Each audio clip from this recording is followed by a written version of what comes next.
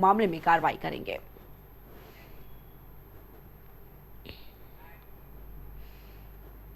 वहीं लगातार हो रही बारिश से सब्जियों की कीमतों में जबरदस्त उछाल आया है। बारिश के कारण खेतों से मंडियों तक सब्जियों की आपूर्ति प्रभावित हो रही है। इसका सीधा असर थोक और खुदरा बाजार पर पड़ा है। धनबाद सहित आसपास के इलाकों में टमाटर, नेनुआ, भिंडी, परवल, लौकी, करेला जैसी हरी सब्जियां महंगी हो गई। इससे आम लोगों के बजट पर भी असर पड़ रहा है। सप्ताह भर में टमाटर 10 से 40 रुपए, परवल 12 से 40 और नेनुआ 20 से 50 एक आम आदमी की थाली से अब सब्जियां भी गायब होती जा रही हैं।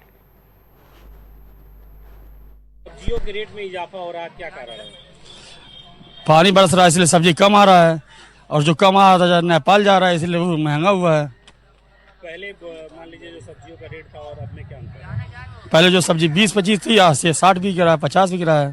सब्जियों के रेट में बढ़ोतरी क्यों हुई है? सब्जियों के रेट में थोड़ा बरसात की वजह से बरसात भी लग गया है और खेतों में थोड़ा पानी भी लग गया है, इसीलिए सब्जियों में थोड़ा रेट में थोड़ा बढ़ोतरी हो रही है और कुछ सब्जियां नेपाल भी चली जा रही हैं। जो सब्जी पहले 20 था अब क्या रेट हो गया? सब्जियों में अब ये देखिए रेट इस समय थोड़ा बढ़ेगा, क्योंकि अब खेती का टाइम आ गया है।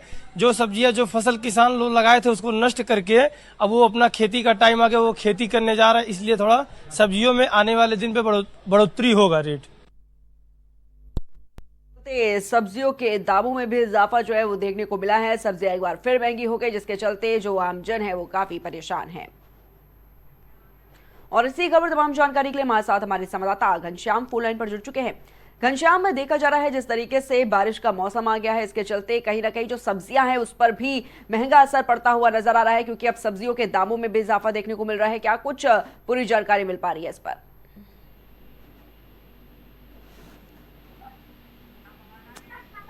घनश्याम, आपको मेरी आवाज मिल पा रही है? जी जी जी जी जी ये बॉर्डर क्षेत्र में जितने रास्ते हैं, ये 8 बजे और 12 बजे के बीच में जितने तस्कर हैं सब्जियों की इंडिया से नेपाल में तस्करी करते हैं बाइक से, और यहाँ देखा जाए तो प्रशासन एकदम मूक बन के बैठी हुई है।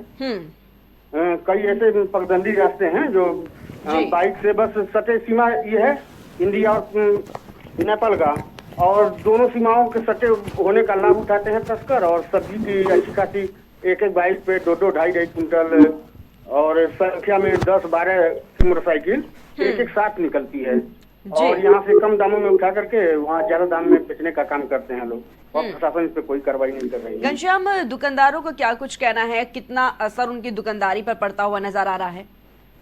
दुकानदारी पे तो मान लीजिए यहाँ जो अपना बिजनेस जो करता है वो करते हैं, लेकिन सबसे बड़ी बात यह है कि इंडिया में मान लीजिए अगर यहाँ से नेपाल में जो सब्जी जा रही है तो उसका रेट तो मान लीजिए इंडिया में प्रभाव पड़ेगा। अगर नेपाल में ले जाकर ज्यादा दाम में बेचते हैं लोग तो नेपाल में भी उसका प्रभाव पड़ेगा, इंडिया में भी जी। और घनश्याम, इंडिया में भी सब्जी का रेट ज्यादा बढ़ रहा है। ठीक है घनश्याम, अगर बात करें तो इस वक्त बाजारों में कौन सी सब्जी सबसे ज्यादा महंगे दामों में बिक रही है?